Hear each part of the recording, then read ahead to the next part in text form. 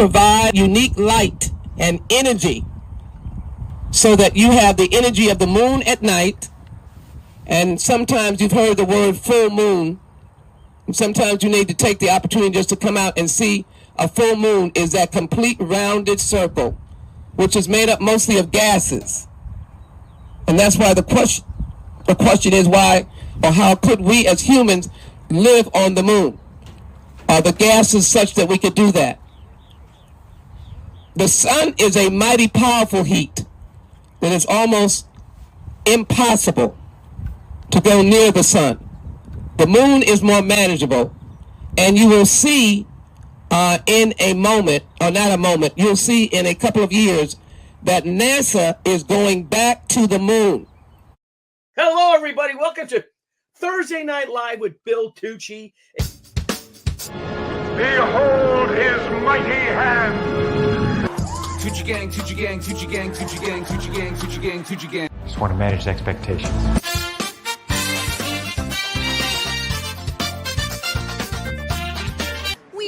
Weird. This is the worst.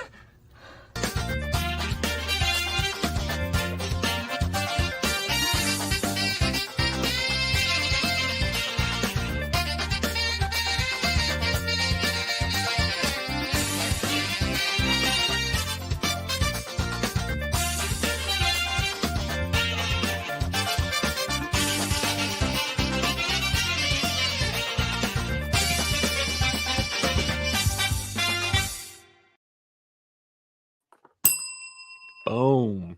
Ding goes the bell. Ding goes the bell.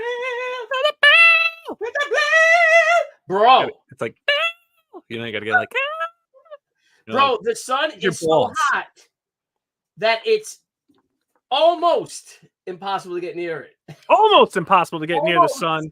And if you get the moon too close, it'll blow up because it's made of gases. That's right. And the moon is made of gases. Speaking of that, salute. Hello, everybody out there. I'm having a beer. You're having a beer? What are you having? What are you having? A Stella?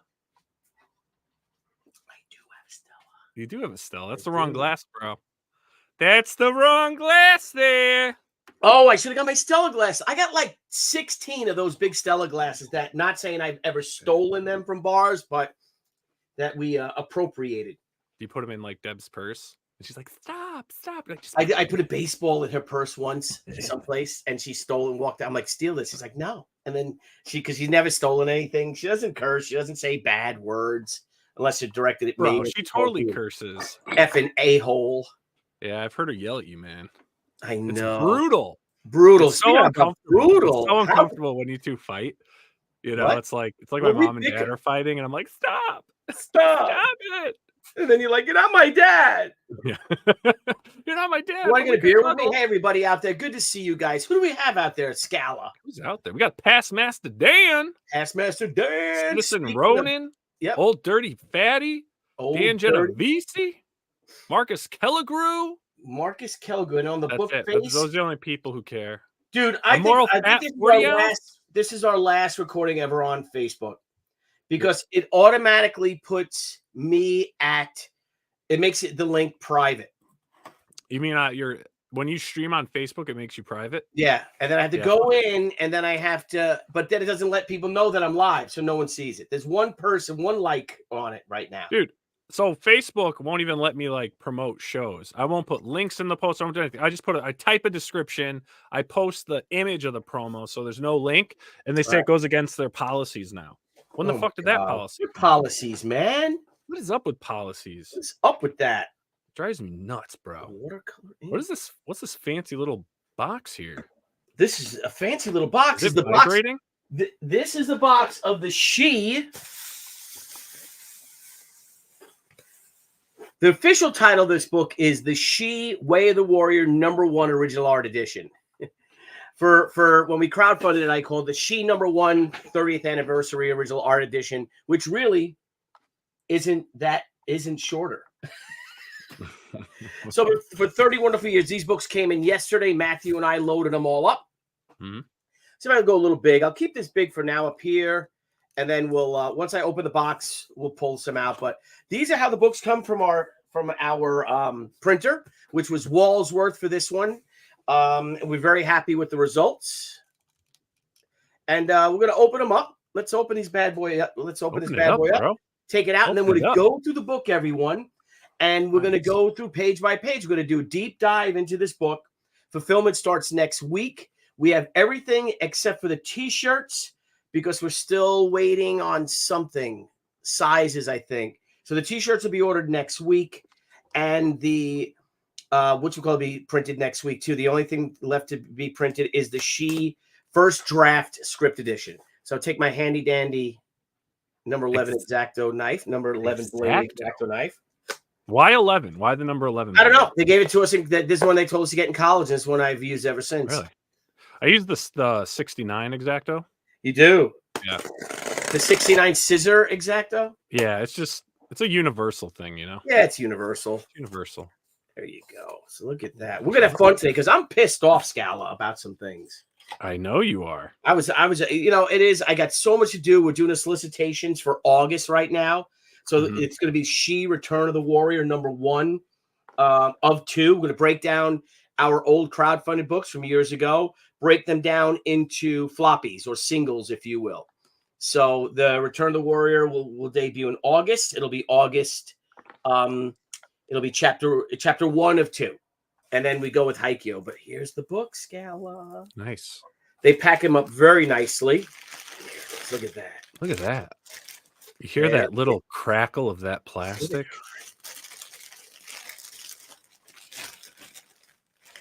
John Penrod says, okay, Billy, we know this shit is amazing. Either way, keep kicking ass. John, you keep kicking ass, John Penrod. Heck yes. That's right, Wilson. I'm only here for Niall.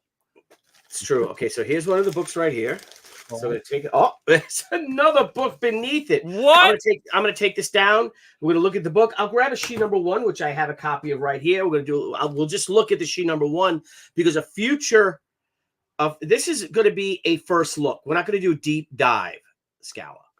Yeah. But for the like a preview. Way of the Warrior number 1, we're going to do a deep dive, and you and I are going to do a show. We're going to get into the bones of it all, if you know what I mean. Get into dive into the weeds, dive Billy. into the weeds, and then we're going to go to pages, reference, if you will. Like put a reference pages up there, like everyone's like, "What go with the pages?" Exactly. Same exact thing. So, all right, let me get rid of these books. The box weighs, my own. So there's the book, the box. So we have dozens of these boxes. I don't know, 3,000 pounds of books.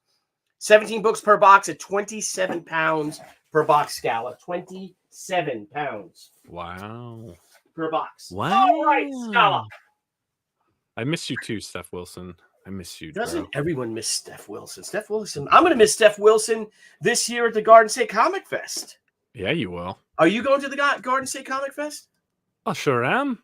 You know, I'm gonna be squatting between Andy and Graham's tables. Are you? Well, Ethan's going too, I think. Oh, maybe I should have said that. Oops. No, he said it yesterday. All right, so here's the book, everyone. There's the bell.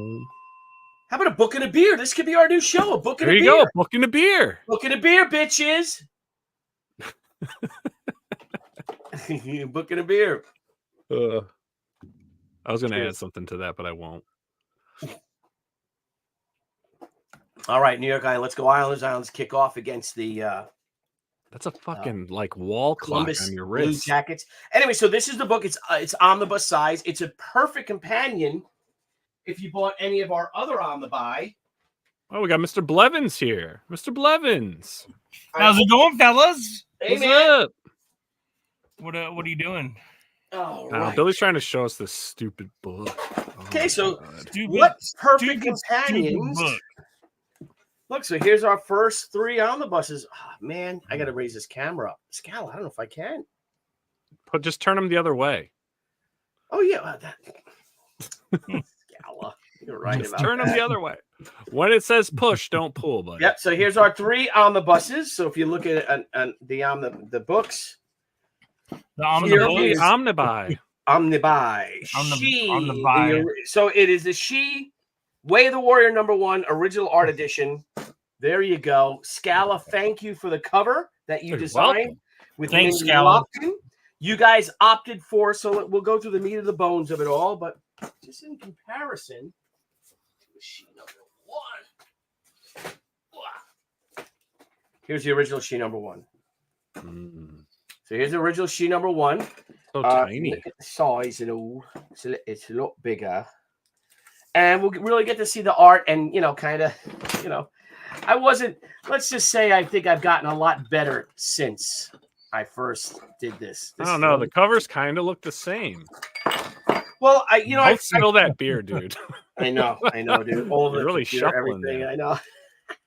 You all right? Yeah. Every day I'm shuffling. There you go. So we'll Bum, put bum, this- bum, Dude, what if I bum. did this with the camera? Hang on. Wait a minute. Wait a minute. Uh-oh. Oh shit. What are you doing? I think I'm doing something pretty spectacular here. Watch this. You tell me. Yeah, but now you're sideways for the Yeah. viewers. And I got to, if I do, then I got to look at it like And that. now you just That's look. not- Yeah, that's the same as. That's freaking dumb. Thanks, Bill Blevins. Great idea. I didn't say Thanks a do lot, that. Blevins. Thanks a lot, Dr. Blevins. Thanks, Blevins. Oh my God, what a busy day. Crazy, crazy day. Cray day. All right. So here's our book, Dr. Blevins. Thank you for producing it. Hey, you're welcome. I think I'm All producing right. pretty well. My back hurts a lot from carrying all the heavy work. Yeah. Well, this book is so big, no crotch shot. How Why not? big is it? Oh, I thought it was. I thought this was. Ooh, whoa! This book does have stiff competition. Oh, yes, it does. Stiff. Thank you. Blevins choking over there. Blevins is choking. All right, so here's the book, everyone.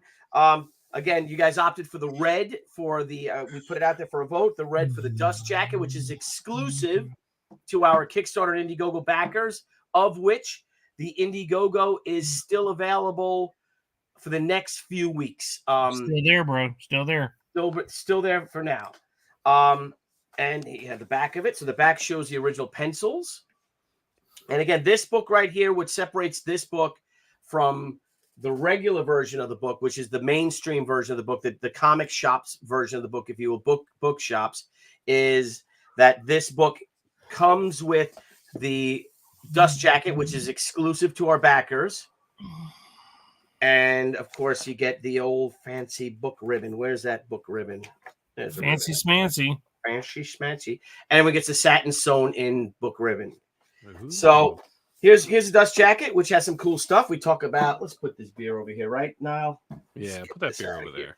So you got a little, basically the story of Shi in the dust jacket. The My Bio, Barry's bio, which again is also printed on the back page for the mainstream.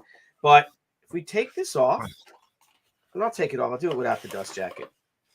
I got the supersized one that comes with the dinner jacket. Yes, you. Oh, thank you. Ooh. We'll be joined by JC Vaughn. We'll end up doing an interview with. Look at all this crap I have. Nice. Oh my God, I cannot wait to clean my entire studio. Dude, JC Vaughn, he got the special edition that comes with the members only jacket. Speaking, you mentioned his name and he just popped in backstage. Yeah, he is. Uh-oh, backstage. Tex. His camera or something is still processing. It. Yep. Uh-oh. Still Oh, here we processing. go. There we go. There he is. There he Voila. is. All right, Tex. Here's the book. Yeah, it looks So great. it comes with this beautiful spot glossing, which is over Spot the gloss or varnish? what? Is it spot? Is it gloss or is it varnish? It's a gloss. Oh, very Uh-oh. nice. Outlined by this gold foil. Ooh. All right, you got the gold It's foil. on the actual back. real gold. It's made with real gold. It's You might 24 melt the book. karat. You might melt the book down and sell it for Yeah, thousands. but look how 3D it looks. It makes the cover pop like it looks 3D. It It does, absolutely yeah. does. So Went here's to school with the cover goes from the pencils, my original pencils, covering into the color, all the way to the color. To the inks, To the color. and then over to the cover. And Old Bean, this is smooth like a baby's behind. like a You baby's know about booty. it. You know Like about a it. baby's behind. You know about it the way you know about a good melon. Yes, yes, you do. Right. Thank you. So, so we dive into the book right here, of course, and we've dedicated books in the past before for our friends who have worked on, like the Senryaku book was dedicated to my pal Keith Boski, who was my attorney, to George Perez, to Frank Frazetta and Jason Pearson, the three artists who we lost. My first omnibus edition was dedicated to my father-in-law, Andrew Steffens, but this one is dedicated to you guys, for the fans. We owe it all to you. So this book, for those of you that want, you can buy a sketch edition. I only did 30 of them. I think they're all sold out. And So in other words, you can't buy one. they might. I don't know if they're sold out on Indiegogo. I know they sold out on Kickstarter. Okay. There you go. So I have this little collector's plate again that I do a little sketch, a nice sheet drawing on. It's an average size sketch. Yeah, it's an average size sketch. We dive right into it. We have our credits. Looking back at it, I think I should have made them smaller. Looks more elegant. I'll disagree there, Old Bean. I think it looks great. Oh, thank you, Old Bean. Looks good. Yeah. So I the first issue is going to open up with issue Way of the Warrior #1, which is completely remastered, scanned in from the original colors and lettering, which I have a sample page right here I can show you. Because, Old Bean, this is before the days of computer coloring for your boy Bill Tucci. It was. So It was, Barry Orkin, the great Barry created Orkin. largely by Barry Orkin, and with some assistance toward the second half of the book, I believe. Yep. Thank you very much, Old Bean. Yes, Barry Orkin did the coloring. But then again, the deadline crept up real fast. Barry had a real job. He was doing this for nothing for me. So we enlisted the help of John Tartaglione and Mary Beth Tartaglione, college friends of mine and children of the great inker, artist, art director, John Tartaglione of Marvel fame. So here's an original page. So we scan in, and here's the original lettering on acetate overlay. Yep, acetate overlay with, like, I don't know if this is a glue stick, because I didn't know what the hell I was doing. Printed out on my friend Mike Hong's. I don't know if that's glue stick. That would have yellowed severely by now. Well, maybe I was using something else then. Maybe I was. I mean, you can see a little bit of yellow, but that's maybe more not like, a glue stick. Maybe that's more like rubber cement.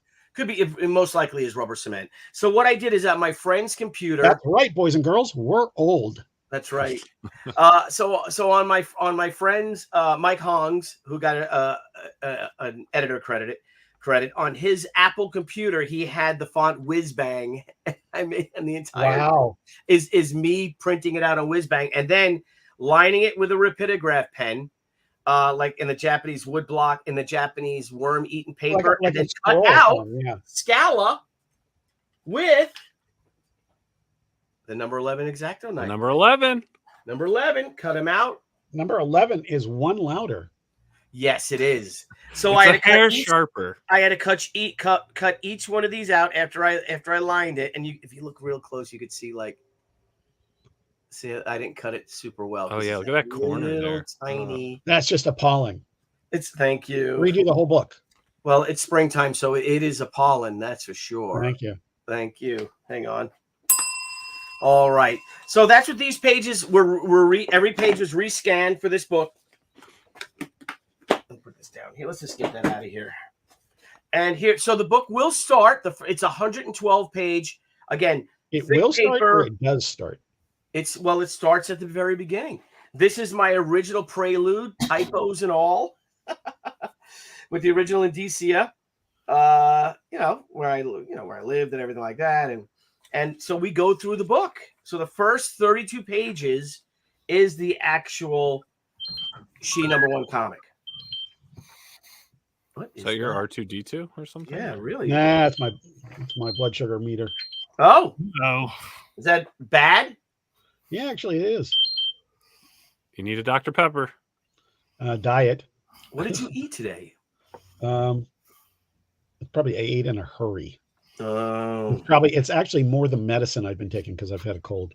Oh yes, I bet you that's what it is. You know, the vitamin C can really spike your numbers. Do you remember Steve Bond? Yeah, sure. Yeah, Steve Yeah, Bond, speaking with of- Diamond Comic Distributors, was my rep. Steve, later on, by the time I joined the company, which wasn't all that long later, he was the ad sales guy for previews. And then he went to ICV2 before he retired. Oh, okay. Well, here I'm thanking everyone, the people that helped. If you look, here's our original credits. So there's me, which publisher, story, script. Again, for me, everyone out there, there was no plan B. I did not know if I would ever make a comic after this, if it would have failed, but there was nothing going to stop me from making my very first comic book. So I wanted every stage of it. That's why I have color Xeroxes of all the pencils. I have all the original art still, black and white art, inked art, and the color art. So here's our cast of characters that were in it. Me, the great Barry Orkin, my buddy since 7th grade, incredible designer, artist in his own right, who we just found out Barry Orkin has a pinup in Lady Death #1. Isn't that amazing? Yeah. Isn't that amazing? And also, Barry did your logo too, right? Yes. Oh, I drew the logo, drew it out, and then Barry, Executed it. Yeah, made it first. Peter Gutierrez, my buddy who co-wrote the script with me, or Peter came in at the end and wrote. Peter he wrote, I think, the scene in the hospital, and then just tied up a lot of stuff. The only way you can find out is if you get the She first draft script, and that's why you'll be able to tell. So all of our cast: Hardy Mikado Ducasio, who did a bunch of the inks. Stephanie Augustine was the editor. That's Debbie's aunt. Michael Hong, again, my buddy, who allowed me to use his computer. Color Plus Printing and Comic Color. They're the ones who did the colors for the cover, and they did my color separations. And, of course, John Tartaglione and Mary Beth. And I just thank everyone here for all of their help for the book. This is the back cover. Barry's beautiful. What's so amazing about that is I just don't remember the back cover. It's a great piece. It's a beautiful piece. And so there's your early concept that we're going to see coming up fairly soon. Yep. And then we go into here. So there's a lot of extras, everyone. And the campaign is available now on Indiegogo, and we're closing it out in the next few weeks. But you see, I drew this on regular lined paper, loose leaf paper, and I have my little things. What does this say? White outline around the logo. White. Her face. I was pointing to her face, I believe. Times Roman. That's the font for the Manhattan Comics, because it's supposed to be Manhattan Comics, until I found out there actually was a store called Manhattan Comics in Manhattan. What are the chances? Right, a brass coin around her neck. This is when I just started designing, thinking of all this stuff, and that became the cover. Then I got Debbie, and Debbie came over, and I'm like, honey, I need you to pose for me. So this, of course, is the embellished version of Debbie, because we printed the first version with just the one sword. But I think Brian, you added the sword, right? I did. Yes, then, sir. Yep. And then Niall came in, and then our friend Bruce Dwayne came in, and all three of you guys made this fine little.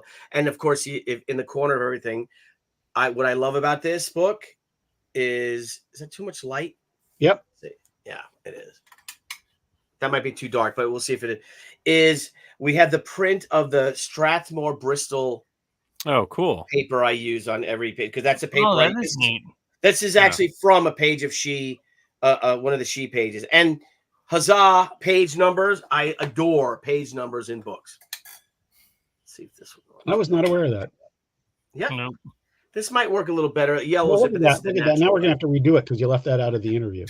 Yes, I did. And I have to go through and change all of the fonts to papyrus. Yeah. So then we worked with this. So what I have here is now we start, the cover gallery, and it has my original pencils, which I have a scan of the original pencils, and then of course the original inks. And I guess I was using marker here. I did definitely use marker, but you see it's yellowing. Can you guys see that at all? Yeah. There's some yellowing. And if you look really close, no, maybe not. I thought you could see the red circle, but no. But we got all the line papers, and then I just go through a little thing. We talk about the various stages of the book. Again, there's 112 pages, so we're only like page 40 or so. And this is my original pencils, which will be in the Shi Pencils Up Ash Can edition, the original inks, and then Barry's original colors. And then I show that same page I just had. There's Debbie holding it up and showing the pages. But a lot of cool stuff going through. So in this book, you will get on one page, you will get the original inks, followed by the original colors, which were also scanned in separately and remastered by me. I scanned them in and then Mindy Lopping. But you go through the whole book. And what I love about this book is that I may not be, I think I'm a far better draftsman today and storyteller, but man, I was so passionate about that first book. And that's what we're going to start doing, a series of shows on various creators' first comics. The Professionals next week. Hang on, Old Bean, real quick. Yeah. The Professionals next week will be all the bros showcasing their first comic book work. Oh, wow. So, and very 90s, right? Turn the page, because that's what everyone was doing. So why not? I'll turn the page with the original inks, and you could see the there is rubber cement there because I had to glue over, and you can see cut marks and stuff. If you look, you'll see, because the face came out like shit. So I redid the face. No, Billy, it's Shi. It's right. Thank you. But if you look closer, you'll see cut marks of the overlay and things like that. A lot of white out, if you can make that out. There's one page that really shows the white out. This right here is the page for original art for the ad. So this was the first colored page. Barry painted it, and then I went in with colored pencil and touched it up and all. And this was used in the ad. But for the life of me, I cannot find this page. I cannot find the art for this page. I'll be right back, guys. I'm sorry. All right. I'll be back. So again, a lot of the art. Again, a lot of fun. This is a little toy model I had of a police car. And just fun. So Billy, yeah. So Billy, let me ask you, because you're talking about the energy that you had for this book and the commitment you had to it and everything else like that. What do you feel like seeing this in such a serious presentation of this?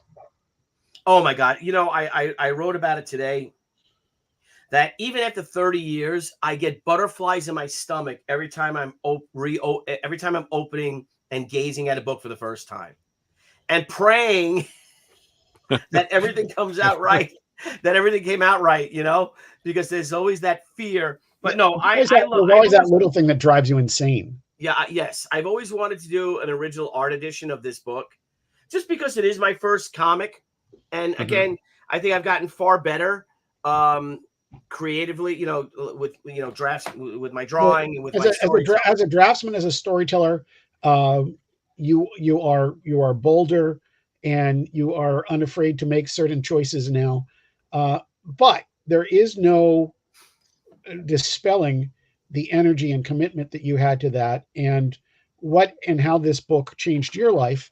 And if you can allow me to go for a minute or two here, we were having a call before the show, and I told you, basically what I'm going through right now, which is I've got two massive deadlines: a 448 page book, followed by what's probably a 1,200 page book inside of 2 weeks. I had a cold on top of that. Everybody in the house was sick. Got all that going on, plus plenty of other stuff. Totally stressed out. And that can get you dejected about anything, right? Sure. And I was I was like, in looking at the absolute lack of comics to read at the comic shops the last 2 weeks. There's been a handful of good things. Jeff John's new books are just amazing. All of those books are great. They're beautiful. Yeah. And truthfully, the Batman First Night by Dan Jurgens and Mike Perkins. It's the first DC book I've been excited about in ages. But overall, I've been really lamenting the quality of some of the comics that are out there, and very happy that I've been, supporting crowdfunded books and things like that. And listen, there are great books out there. I'm not saying that there aren't, but if I'm talking to use the word of the week, the totality of it, it's been a really disappointing time. That was sort of grinding me down, Yeah. And I thought, maybe I'll just wrap up Al Capone and just go back to writing books. And then Tuesday, you said like, oh yeah, the books are arriving. And Yeah. I just wanted to jump in the car and drive up to your place and get one. Oh, you could have helped me drag them in. And Yeah, they're all 3,000 pounds. 3,000 worth. pounds. but what I mean is, all of a sudden I was excited again, because I listen, I know there's a power of nostalgia in this, and I know I have a long connection to the property now myself. But the fact is that this book, I've told you before, I saw it 3 aisles away, as it was on the top shelf in my comic shop Heroes in Hearst, Texas. And I saw that book right away, and I knew I was getting it. No, thank you. Well, you helped change my life by but see, this is the great thing, man. It's really, I'm so glad to see it represented that. And now let me ask you a question, because I don't have the book in front of me. Is it the same size as the omnibus? matching perfectly to our Can't wait to see that on my book. for its fellow omnibuy. Look at that. Wow, that's just great. And it'll look like this on the shelf. I took the dust jacket off, of course. But Yeah. that's pretty much how they'll look. Look, compared to a regular graphic novel of our other graphic novels, there's one It's really, yeah, they're much bigger. much bigger, much bigger than new. That's phenomenal, man. Here's a comic. So that's a comic. That's a 36-page comic right there. So it's much bigger. 36. And so I'm very happy of it. We all worked so hard on this. All you guys, thank you, Jeff, and thank you, Niall, of course. Niall did the yeoman's work on this. Yep. Producing stuff and it's really fun to be a technician in this age where we have the technology to support us. Because you've known all along what were the flaws that bothered you in this. And you get a chance to address some of them. And as a fan and journalist and fellow creator, I really delighted in getting to do what I really hope is the definitive interview in the back there. You've told all those stories before, as we've talked about. It was really just a matter of getting them down in a chronology. Yeah. Yep. Agreed. And you want to see something interesting? That look how this is something that I didn't get. So I hired an inker, Harvey Mercado Ducasio, awesome guy, right? But Harvey was doing Sonic the Hedgehog, I think, at the time, an established pro. But here's something I just noticed. Here's my pencil. Here's the original inked page, right? That's my drawings for her back side, and he made it smaller. Look. Oh wow. I just noticed this just now. So there's my pencil. It's clearly a pencil line, because you see my pencil lines here for this. Again, when you see the book, you'll really be able to see it for the That's shadows. hysterical. And then look, so then this was my pencil line for her backside, and he made it. He made it a bit cheeky, bro. Yeah, and then Michael Baer made it even cheekier. He made it even thinner when he was inking it, which I didn't even notice, because back in those days, that's going from pencilers who a lot of times, like a John Buscema, that were more rougher as pens, more scratchier, more rougher. And the inkers, a lot of these inkers were also fantastic artists themselves. Mm-hmm. So they wanted to embellish it and work on it and do things that and there's stuff that I didn't see in this. But look, he made her backside thinner. I didn't even notice it. And of course, we should congratulate him, because these are Xeroxes. But I guess you could probably see right here. It's a Xerox. So these were Xerox on Bristol on Strathmore 300 Bristol page. This is what this is done on Bristol board. The colors. This is 500 Bristol board. The pencils and the inks. But of course the pencils don't show up though on that Bristol board. So he made it thinner. Cheeky Harvey. How do you say Harvey's cheeky? How do you say that, Niall? He's cheeky. He's cheeky, Harvey. Yeah, so he made it. He gave her more of a thinner butt. We should look at it as we explore it later on. Explore her butt. Other things. I don't know if this might have some. So if you look here, even the front. Here's the final.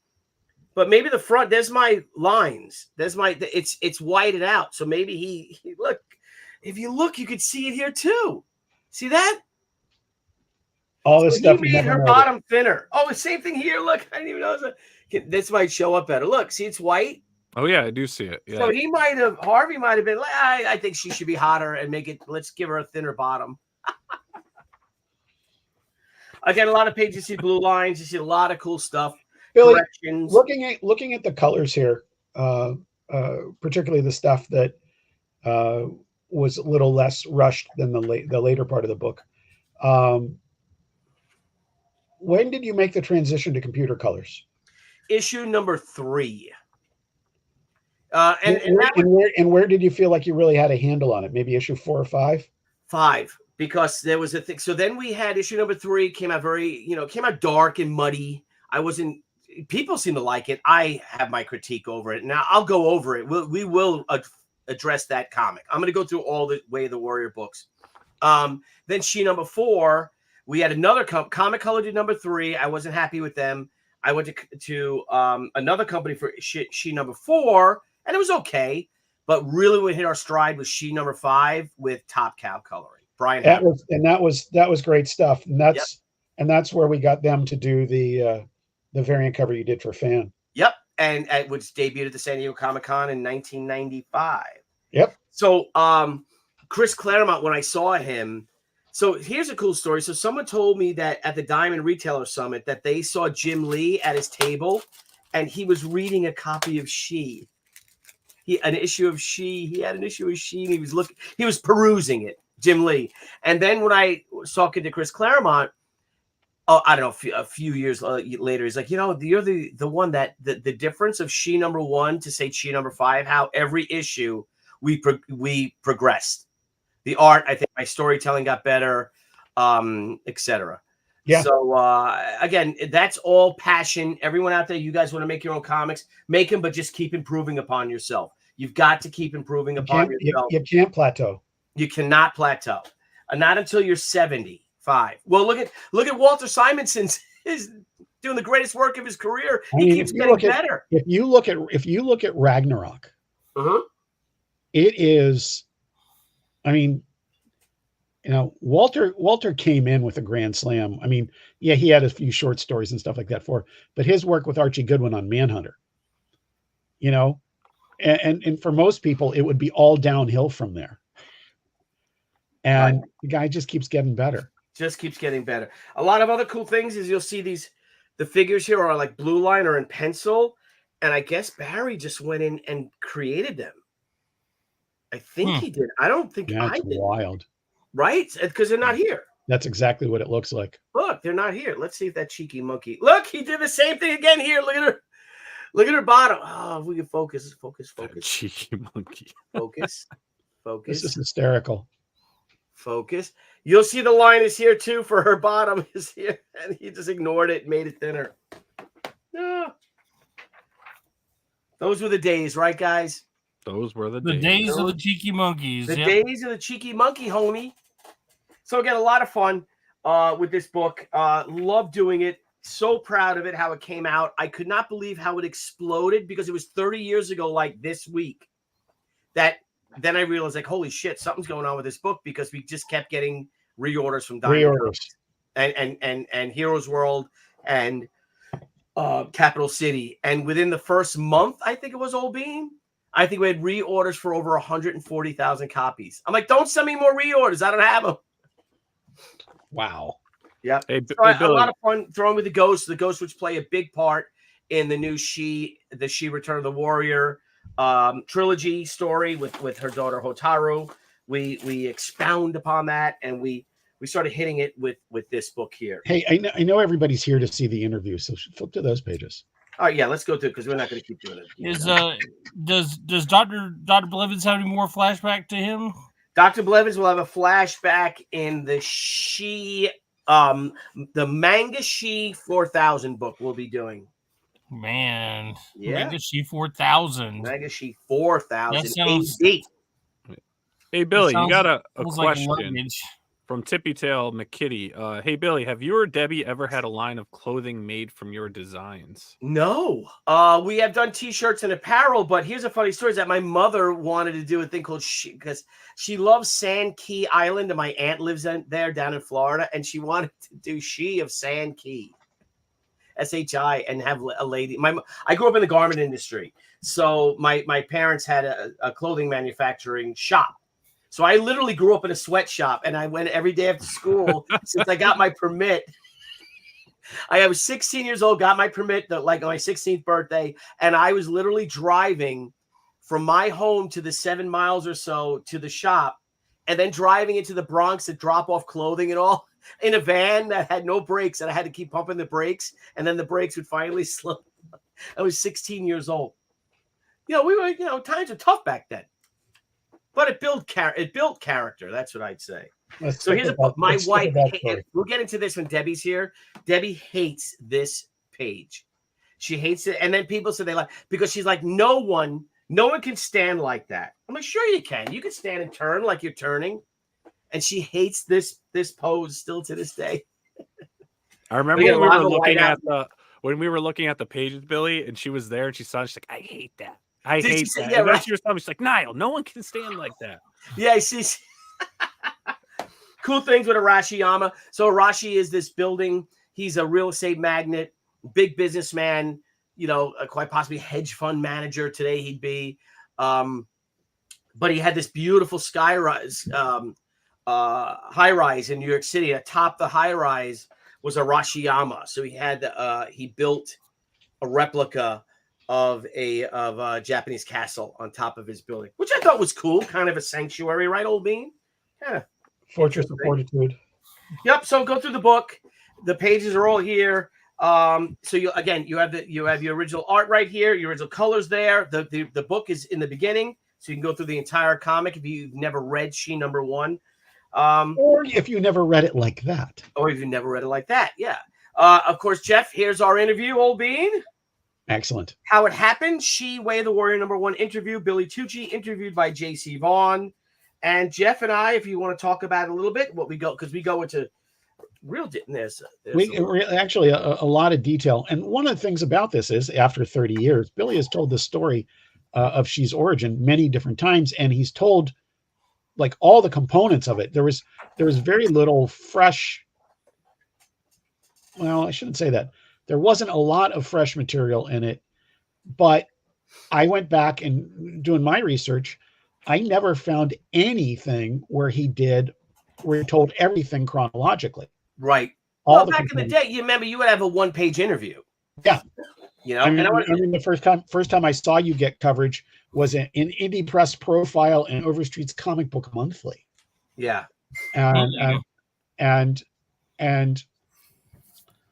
then Hero Illustrated and Wizard and all that kind of stuff come along. But even then, your in-depth interview was 3 pages. Right. Yes. Thank you. To you. Yeah.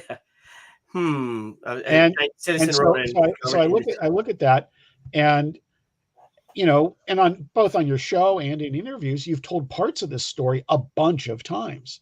But when we went back and we looked through the archives and everything else, we couldn't find any instance where you'd done the whole thing. Nope. And especially when I told the truth. Oh yeah. Because I lied a lot, embellished a little bit. No. So here's basically the story. I don't think there was anything that you did that was not in the realm of marketing speak. I don't think you went overboard on stuff. No. I'd bust your chops. I would. I don't think I lied. What am I going to lie about? I had a fun story, Yeah. Look at it, guys. I was flat broke. Here, look, John Romita Sr. When I went to go visit John Romita Sr., I went shaking like a leaf. I sat down a minute. So here's a funny story. I guess I could read your question, right? Sure. While you were waiting to get the issue back from the printer, did you have any contingency plans if it wasn't a hit? If it wasn't a hit. like who expected it to be a hit? I was just hoping that I would sell out of that, and then keep 100 copies for myself.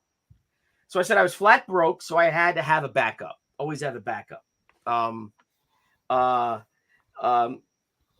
said,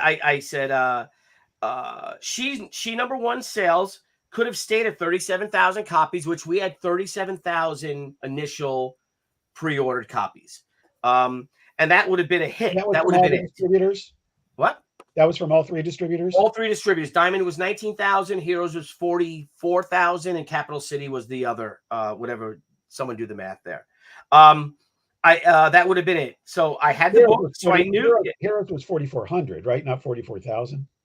Heroes 3,400 was for no, maybe 4,400 was for Heroes. Yeah, you said. I'm saying you said 44,000. That's why. No, 4,400. No, 4,400. Nerds. For them. Yeah. Yes. So I said I had the book, so I knew I could do the work. John Tartaglione Sr., who was like a mentor to me, I called him Daddy-O. His son John Jr. is one of my best friends. And I had set me up with a meeting at Marvel with one of my all-time favorite comic book heroes, one of my all-time comic book heroes, John Romita Sr. So naturally, I went shaking like a leaf. I sat down in Mr. Romita's office. So John Romita had an office right outside of the main door. So if you got through the door, was he art director then, Billy? I think he was art director. Yeah. And there was the big glass frosted doors. If you got past the door, then you're in. So I got, and his office was just off to that door. So I had all the ink pages from this book, and I had color pages too in a portfolio. I had a portfolio at the time. So he looks at it and then at me and says, "This is your comic?" John Romita. If anyone met Johnny Sr., he was awesome. I said, "Yes, I've got 30,000 pre-orders for it, and it's coming out in March."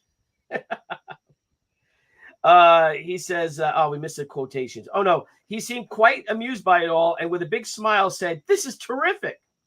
So what the hell are you doing here?" That's what he said. He's like, "This is terrific." He's like, "So what the hell are you doing here?" So I said, I told him I didn't know how it was going to do. You know, I don't know if this is if I'll ever make a comic ever again. You know, if it just no one, returns. We had returns and nobody bought the next book. So he said, "Billy, do your comic. Here's my card. You can always call me if this doesn't work out. You'll always have a place at Marvel. If your work looks like this, you'll always have a place at Marvel." And it says, "What a great day." But I guess I didn't, because I thought my art got better, but I never had those things at Marvel. You know what? You didn't have the time, Billy. No, even after, yeah.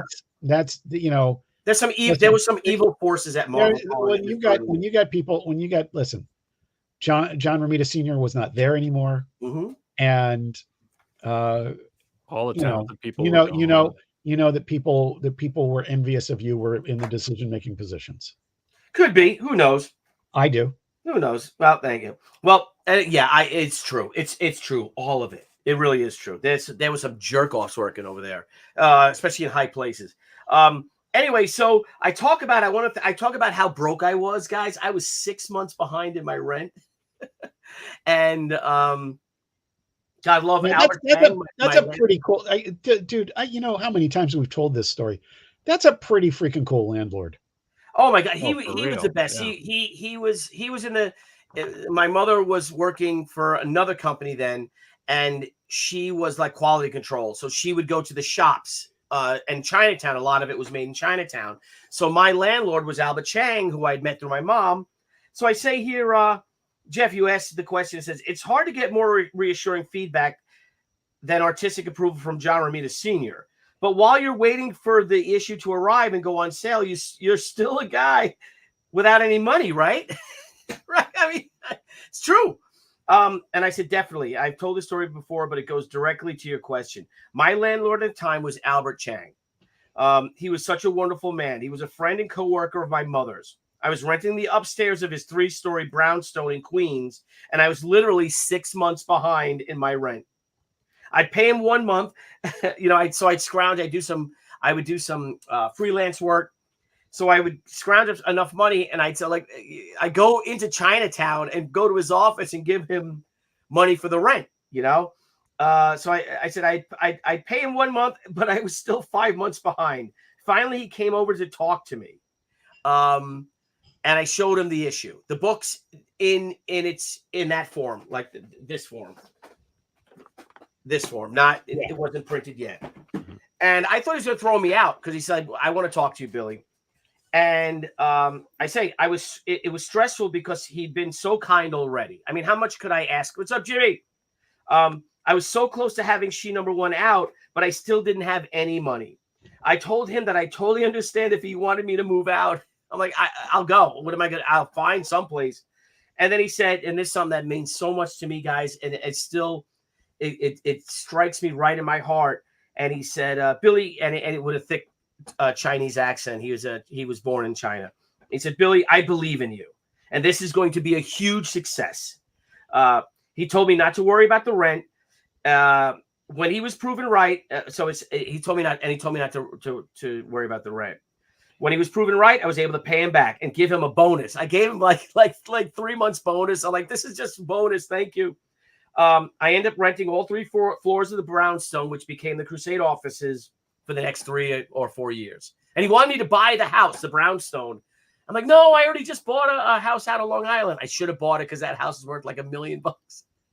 You know, one of the things about that is I get a little choked up when you tell that story, man. Oh, you just the whole thing when somebody believes in you creatively, and your potential.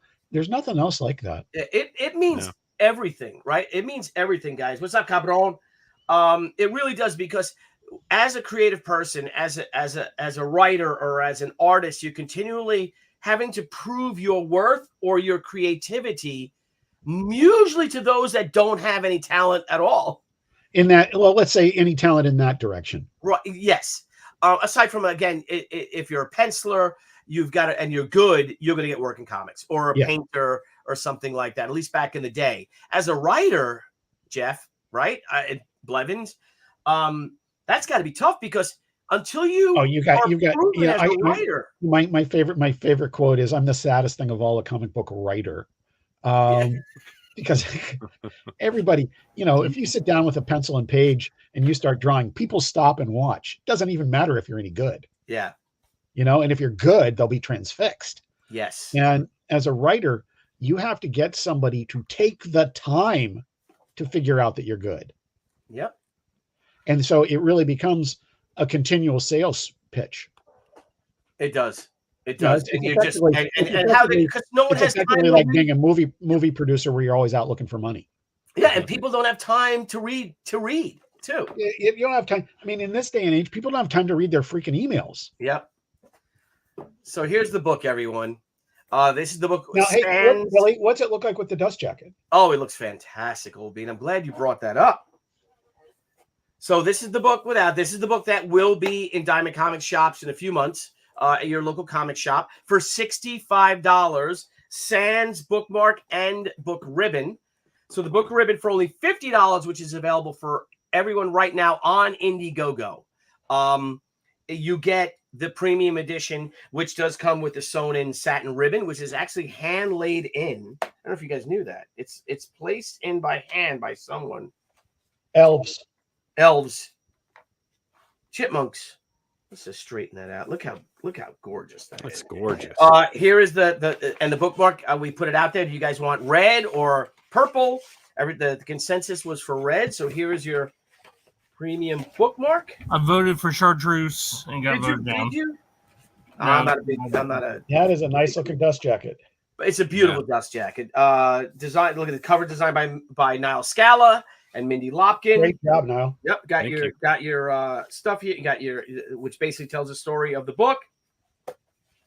My Barry and my biography here, because this is just exclusively to you guys. Our bios are actually reprinted back here again. I just wanted to put something here instead of art. I'm like, I'll put the bios, and of course the original penciled page on the back, but. Got everyone. I am so proud of this book. Thank you all for supporting us. Thank you all three for contributing. Brian as producer, Niall as designer, JC doing the editorial and also interviewing me and going over the page. It was a group effort. And even Blevins and Scala did some editing too. When you guys everybody pitched in, and I of course, was lucky enough to do some stuff. I thought that was pretty cool. Jason, you were like, wait, you were like, this is the design, this is the card, the trading card image that I did. Divvy doesn't have 2 swords in the original. I'm like, don't worry about it. I'm putting that in because we already printed the other one, and I think everyone did a great job on it. And I just mentioned that I wanted to make sure we got a shout out to Jason Odom. Jason Odom, yes, editor Jason Odom. He is so good at proofing. Yep. It allows me to just think content, really, so that's pretty exciting. And I'd say the original art edition title worked out well, Mr. Tucci. Yes, I think so. That's all, Niall. Great job, Niall. Thanks, brother. And thank you, Jeff, for calling it, because I was going to. No, you did that well. It looks the gradation. Listen, the gradation. A few years back, I don't know if you guys remember it. Valiant was doing that vertically across the page. Oh. And I actually think you guys did it more effectively. I mean, it was really cool when they did it. Don't get me wrong. It was probably Dinesh's idea. It was really good, but I think this on a slight angle really sort of makes it look like the color is washing over it. Yeah. I think it's very powerful. Yeah, I like it too. I think it's got a great feel to it. Wait till you feel it. It's like a satiny feel. And then of course you have your spot glossing and your gold foil, which makes a beautiful 3D effect. Actually, it looks 3D. And again, it does. It looks like it like pops. Yeah, it does. It so pops. And again, like a baby's behind. So soft, so soft. So that's that. Guys, thank you all for supporting us. If you guys did not get this book, it's still available on Indiegogo, which is in the description. And please support us. We made, I don't know, maybe 10% overs because, as Jeff said, we are in the fulfillment or the publishing business, not the, what did you call it? Not the inventory business. Not the inventory business. I'm in the selling out business. Yes, yes. So we want to get rid of it. Thank you guys. What a great, thank you for your support. And we'll go back to it in a bit. Let me, I'll stop. I'm going to stop this camera right here and just have us talking for a wee bit. Can you hear me or no? Hang on. I can hear you. We can. So this is still on. Okay, good. My camera's just stopped. Oh, I think you stopped. Okay, your great. Your audio's on the screen with the book. And yes. Your video is on the other. I believe it. This is fine. This is fine. Us. Something I wanted to share, and I think this guy's right because I just feel now I don't agree with everything this guy says. He's a commentary. He's a political commentator, and he's saying, "Are we crazy?" People are calling us crazy about a lot of things we think of, especially former servicemen and women and things like that. Let's hold that. Let's hold that. Can we show the video, Niall, of one of our representatives from the great state of Texas trying to put on the one who said, Jeff, that it's almost impossible to get close to the sun. It's so hot. The moon is made of gases. And the moon is made of gas. I don't remember if Sheila Jackson Lee is the same one who thought that islands floated on the water. No, that's Jeffries. Jim Jeffries is the one that wanted when we wanted to put more troops on the Isle of Guam if the island was in danger of tipping over. But that was okay. So that wasn't her. She has a list of these things, man. And this is what happens. And I don't care what party you are. This is what happens when you have a safe district. Yeah, for sure.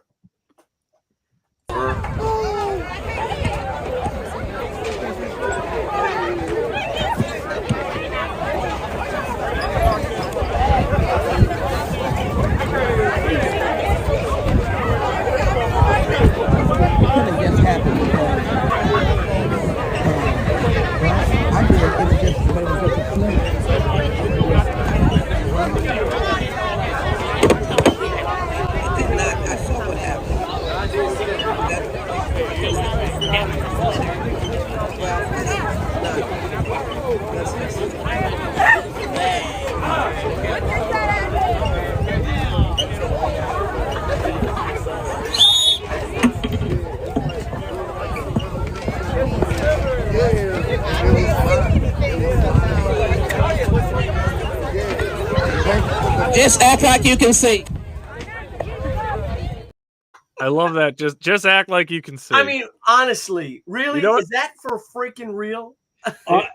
It drove me nuts because I'm like, just bend the creases. You know, These the are whole people thing, that are the whole doing thing- the whole thing about it is, I mean, seriously, listen to her other comments that day. Oh, we Oh, played it. We We- played You it know, in our it's opening. just like I don't need any more of that on this show. We have a great show. We don't need to bring it down with that crap. But seriously, Thank you. Thank you. And then we're going to end with this one. Here's the thing. Thanks, Yeah. Obama. I just don't like that.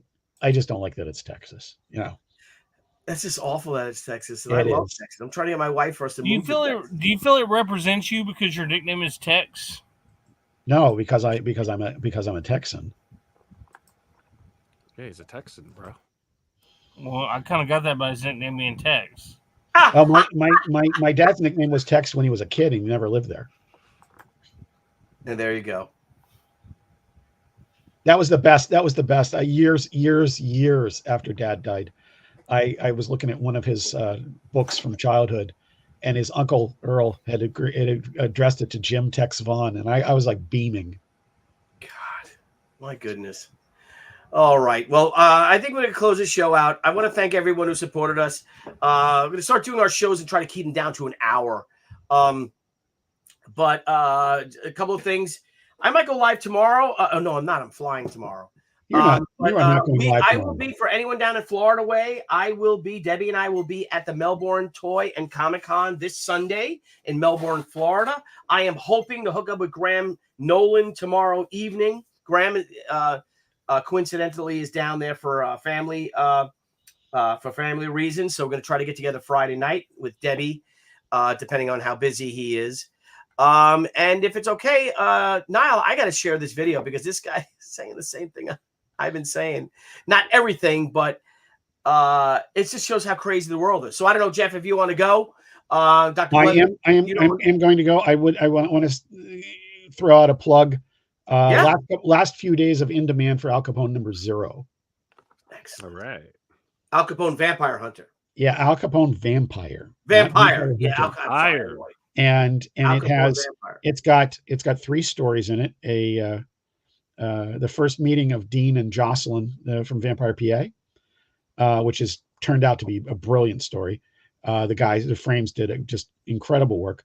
A 8-pager with Detective Sipple, dating back to the days where Capone was on the rise in Chicago originally, not as a vampire, and what ties that to him now. It's an 8-pager, and that is illustrated by Giancarlo Caracuzzo, who drew my Stargate Universe #1 and then was driven off insane by MGM. And then ended up drawing Night of the Living Dead, which brought him back to my attention. So he did that. And then again with the frames, my usual partners, we have a 5-page preview, the teaser, colored by Brian Miller. It is just exquisite, of Captain Action versus Al Capone Vampire. Oh, my God. Yeah, that's cool. We got to talk Old Bean. And Jeff, for those out there, Jeff will be the writer of our next Indiegogo and our next Indiegogo, which is She Gatecrasher. We have been getting a lot of requests for these omnibus books, plus a lot of our special books for the Senryaku omnibus, the omnibus volume #1, some of our special editions, like this is our actual metal edition of our Sultry Secrets. That doesn't look like She. That looks like She. So that's my Godzilla 85. So this is my book of a collection of Nice. my sketches. Iron Man. A lot of these are commissions, con commissions, some covers, things like that. And decommissioned artwork. yes, so people have been requesting. They want to get them. So we're going to open up a 2-week Kickstarter campaign for our Kickstarter backers out there called the She Second Chance or She Second Coming Kickstarter campaign. That's this month. Then next month we will launch Jeffrey with our book, She Gatecrasher, which is going to be a friggin' hoot and a holler. And It is going to be a lot of fun, and it actually bizarrely has a message. Yes, it does. It got a great message. Man, So, all right, old bean. Pretty awesome. Hey, don't forget the book after that is She Dance of the Cherry Blossom Fairies. It's Hotaru gets kidnapped by a nutcracker type person, and it's all a musical. So get ready for that. Dude, that would be a lot of fun for a variant cover, I think. If it's a pop-up book. Yeah. Right? Yeah, if it's a pop-up book. So It yeah, has, so it has its own soundtrack. It's crazy. here's our campaign live on Indiegogo. We'll be ending this campaign. Our coins are in. Everything is in except for our T-shirts. Nice. And the first draft edition, which will both be done next week. So we start fulfilling next week. Thank you guys for. Oh, I gotta fulfilling again next week. Perfect. I gotta add a little picture of the books and stuff. Billy, I just want to say it's very fulfilling. Yes, it is. And Jeffrey, I hope to see you next week. will Scala Blevins, talk to you guys over the weekend. Thank you all for joining us. And this is the campaign, guys. If you guys don't mind going to it, you can also always go to www.billytucci.com. And we love you guys. You guys are just amazing. Hi, Don Korn. Fragaboom. I got your book, your metal edition, and I will draw it on Tuesday when I get home, and we'll ship it out on Thursday for your rewards. Yep. So thanks, Shout out to everyone. Marcus Killigrew, Paul Taylor, Pastmaster Dan for being awesome. James Sanchez for being awesome wrenches tonight. Yep. Always. Dan Genovese. The great Dan Genovese. Great. Al Nickerson. Yeah, it was a good Sam is one. in the house. It was Yep. a good one JC tonight. Vaughn. Yep. In the 211 people. Please, guys, smash that like button, hit the bell for notifications, Smash it and like it's- subscribe. Zaid Comics, what's up, Phil? What Good up, to see you, buddy. Phil? Let's Phil. go, Islanders. Kacha Hajime. Yes, I I'm gonna ride watch with that game Phil. right after this. Hey, Billy, I let's ride go with Bill let's go New York, right? Oh God, yeah, that's right. The Islanders and Rangers are playing their division rivals today, and let's go New York. All right, I'm going to play something now. Again, Jeff, if you want to go. Yeah, back to work. If you want to go too, but I want to talk about this because this guy was speaking to me, man. And now, do you want to play it or do you want me to play it? I can play for you. And I want to think of this. What is that? I I cut you off. You ready? Yeah, play. Not just you. You ever feel like you're taking crazy pills? Like the world took off on some weird path down this like cultural upside down where everything you once knew about America has basically been lit in fire and they flush the ashes down the toilet? You ever feel like you're just screaming at your TV because we here in America just invent stupid stuff to be mad about? I'm there. Consider this next few minutes like deeply therapeutic for me, but I just got to get some of this stuff off my chest. And the wokies, if you're hyperventilating, wearing a mask alone in your car on your way to yoga or whatever you do in your off time, you can freak out all you want. I'm done staying silent on all this social justice groupthink. They can call me bigoted or uncultured or whatever other istophobic, phobophobe thing they come with. I'm so far beyond caring about anything these people say. You know what I do care about? That the government knows more about me than I do about them. And they work for me. And I have a Fourth Amendment right, and they apparently don't even care about that. That Congress can sit there and tell me a bold-faced lie all day, but if I lie to them, it's a felony. I don't feel too represented by that. And those same people printing money, saddling my children with debt so they can ship pallets of cash to countries that hate us, some of which turn around and go buy weapons that are used on American service members. Then nothing happens. It's just my take. Any country that can afford to send money from its citizens to other countries is taxing its citizens a little bit too much. All the while seemingly not caring that everything here costs more. People can't afford their mortgages and are having their homes taken away. Meanwhile, squatters are moving in rent-free while the homeowners get arrested for changing their locks. Then I got to listen to KJP go up there and tell me how good the economy is doing. It's not. Stop gaslighting me. Don't talk to me like I'm stupid. I see this with my own two eyes. Look, I pay your salary, lady. And then the salaries of these government employees that on average, by the way, make 40% more than their civilian counterparts. KJP, this woman for doing nothing well in her entire life, makes $174,000 a year. She hasn't given me one straight answer since she stepped up to that podium, I don't know how long. It seems like 40 years long by the way things are going. Oh, Carl, you seem so... I am angry. I'm really angry. I have had enough of this crap. I feel like a second-class citizen in my own country, while illegal immigrants invading my homeland get handed $1,400 debit cards. You get an iPhone 15 and free hotel rooms. It's like an Oprah scene. You get a car, and then you get a car, but we as citizens get nothing. American citizens are on the street because we're getting evicted from our homes, because we can't pay our mortgages, because we're losing our jobs to some machine that was automated after some bureaucrat decided to raise the minimum wage to $20 an hour, and now companies can't afford to keep people employed.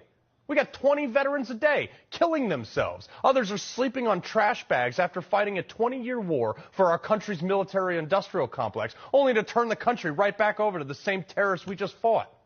And then when we get home, we get put on some waiting list while we're trying to get help, while the VA rehires 8,000 incompetent fired employees. And then finally, Finally, we do get an appointment at our local VA. Sometimes it's like 200 miles away from our home. God forbid we need to talk to a shrink because we shot a terrorist and it deeply disturbs us. We're told that by this administration that we can't use the term radical jihadist because it might hurt their feelings. I mean, excuse me for not caring. Uncle Sam can send us 6,000 miles away to shoot these people, but I'm not allowed to come home and call them a mean name. You can get bent. This government doesn't want me to use the term radical jihadist, illegal immigrant, or call someone a tranny, but the President of the United States can stand in front of U.S. Marines in Philadelphia and call you and me a threat to America because we voted for the other guy. Illegals are getting fist bumped from border agents while getting waved through the border with like sacks of drugs on their backs that kill Americans, by the way. Yet TSA pats me down, checks my bag, gives me everything but a proctology exam, and makes grandma get out of her wheelchair when we're trying to get on a plane to fly from one American city to another American city. Meanwhile, you got real threats. Girls here in New York getting punched in the face just walking down the street for no reason. What are they doing about it? Nothing. People fighting on subways, and the guy who kicked a cop in the face, that immigrant, that illegal immigrant, they let him walk right out the front door of the courthouse sporting double-barreled middle fingers. And then these deep blue cities wonder why they can't retain their police force. Gee. Instead of dealing with any of that, you throw Daniel Penny in jail for actually protecting innocent people against a crazy guy. Then send up the bat signal, man. This is the inmates running the asylum. My producer was thrown off a bus that she takes lawfully every day because that day the scanner didn't properly read her bus pass. Where she just takes this every day, and then she's got to go take a day off, go to court where they said, oh, here's another $100 fine because our equipment didn't work. I mean, why is it that these people who are supposed to be civil servants are increasingly not civil, nor do I feel like they're serving anyone? This makes me want to dump a bunch of tea in the harbor. You wonder where all these people and these crazy ideas come from? I'll tell you.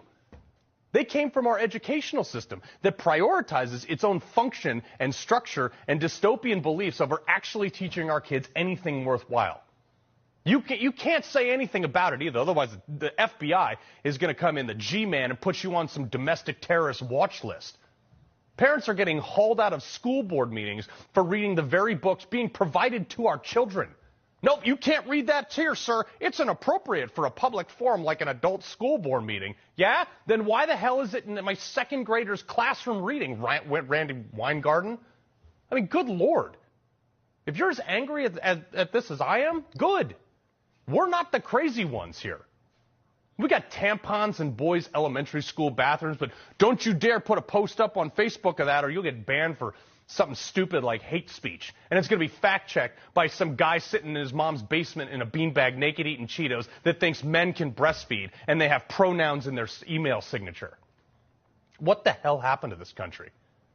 There's so many terms now I'm supposed to remember to be sensitive about people. And according to some purple-haired barista, I'm supposed to refer to myself as cisgender rather than just saying I'm normal. Can't say that. Or their flesh hoop earrings will combust and I'm supposed to care about their feelings. I don't.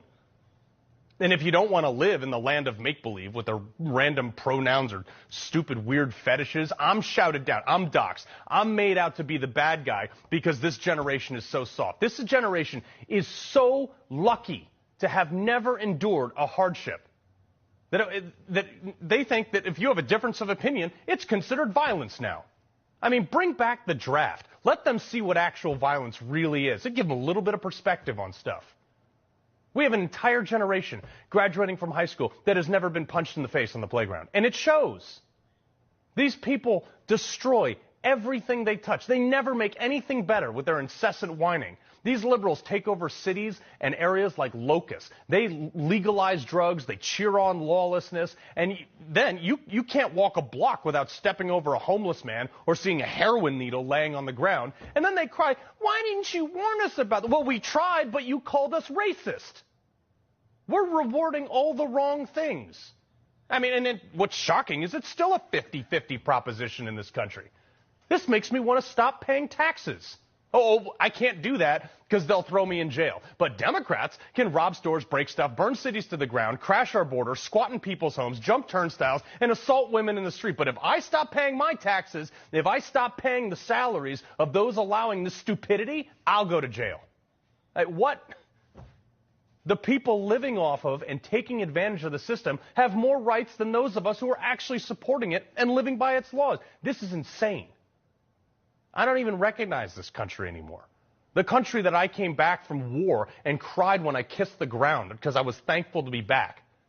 Now I'm the one being called crazy for loving what this country once was and hating what it's become. That term, Make America Great Again, has never been more enduring to me. I'm not a threat to this country. People like you and I at home who are watching this, we're the only thing keeping it intact.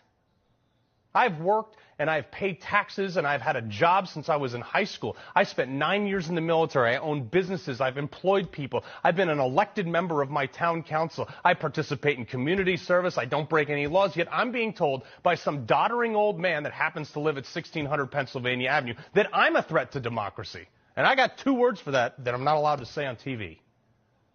Folks, it's time to get loud. Can't stay silent on this anymore.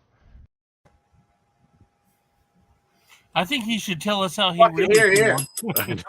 Tell us why you mad. Yeah, why you mad, bro? There you go. He just told you why he's mad, bro. Gets my boil up. Gets my blood boiling. I believe it all, man. People tell me, they're like, Brian, why have you not done anything for this place? I'm like, I was an elected official on my city council. What are you talking about? That's right, man. What are you talking about, man? And you ran for mayor. And then I hit them, and they're like, you can't hit kids that are 6 years old. And I was like, well, I just did. You can't go around kicking babies, punching babies. Nah, but I had to share it because this is what I want to start doing with Thursday Night Live is interject some other things like that. And I'm just tired of being nice. I'm trying to keep my freaking mouth shut, to be perfectly honest with you, about a lot of this stuff. This is very important. I don't care who you vote for. I don't care which aisle of the political spectrum you're on. I don't care what your religion is, what your color, your creed is. I care not for any of it. Just do not infringe upon my rights. And I'm getting tired of this crap. And things have got to get. We've got to get this. We have to right this ship because this country's in deep, deep shit, man. If we're going the way we're going, and if you don't agree with me, then that's fine. Man, I want to see some more shows come back, especially like on our channels. Like a lot of shows come back where we actually talk about comic books because I love comic books and I've read some really good stories lately, and I want to talk about it. Like Godzilla versus Justice League. I don't know if you read that, but it was balling. Dude, Dr. Blevins should make a show. Make a show, Blevins. Make a show, Blevins. Just do Call it. Ballin'. Call it Bombs and Ballins. Show whatever. Bombs and Ballins. Bombs and Ballins. I don't Bombs and Ballins. And books that are balling. Some South Kakalaki stuff in there. All right, guys. Well, thank you for all. I'll call it The Doctor Is In. There you go. I like that. The Doctor is in. It'll premiere after Neff said. Anyway, I'm gonna have Neff on the show. That way he can give his rant, and when he's done, he'll just be Neff said. Dude, that is awesome. Neff said. That's good. The Doctor is in. Neff said. Thursday Night Live. The Doctor is in. Neff said. We're gonna start another thing, guys. We're gonna start doing deep dives into old Wizard magazines because it is my 30th anniversary. So I want to start looking at Wizard magazine from 1994, and we'll go on for I don't know 3 or 4 years. We'll start to go through the episodes, sort of like what Kahayfabe did. But I watched a few of them. Like, oh man, I want to talk about this. I want to talk about that because I was actually there, and maybe even have guests on it. Of say there's an interview with Ron Garney. Well, let's have Ron Garney on the show to talk about that and go through the magazine and talk about comics at that time in place. And because you look at there was some great stuff coming out. And I've got Rick Hoberg has an official DC style guide complete that he was given when he was working, and we're gonna do that. We're gonna do a dive into that because I love that thing. A lot of people out there, I'm in on that one too. They gotta publish that thing. So right. we're going to go through it. We're going to go through it, go through the binder, see what everything was, how they worked with it. Frick, I want it. I can't even swim, but I'll do a dive on that, bro. There you go. All right, everyone. Thank you for joining us, guys. Great seeing you. And we'll see you next Tuesday. I'm going to pitch myself now, then you pitch yours. Okay. Next Tuesday, the Professionals will be live on this show. We're going to be going through the Bros' first ever published comic book work. Each one of us, we're going to spend 20 minutes on each project. So all of us have our certain pages, the good, the bad, the ugly. And we're going to do a deep dive into the Bros' first published work. So I think that'll be a lot of fun. Then let's see, Wednesday. What else I got? We're going to promote the Kickstarter, promote the Overstreet Price Guide covers that I'm doing, which are on BillyTucci.com right now, or Previews World if you want to get them. I did the covers for Lady Death and She celebrating our 30th anniversaries. We'll be talking about that. And also, we'll be doing next Monday, we'll be launching, not this Monday coming up, the following Monday, the She. Where is it? Where is it now? Come on, dog.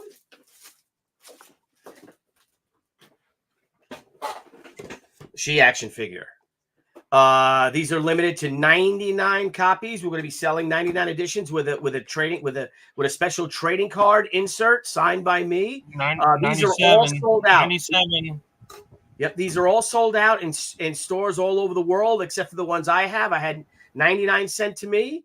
So we're going to offer them bad boys for you guys to buy with a special trading card inserted with each one. And we're going to go through the whole figure. Take the figure apart, pose it, play with it, and just do that. So that's the following Monday, probably at 5 p.m. we'll be going live. So thanks, everybody. Me and Niall make 97, remember?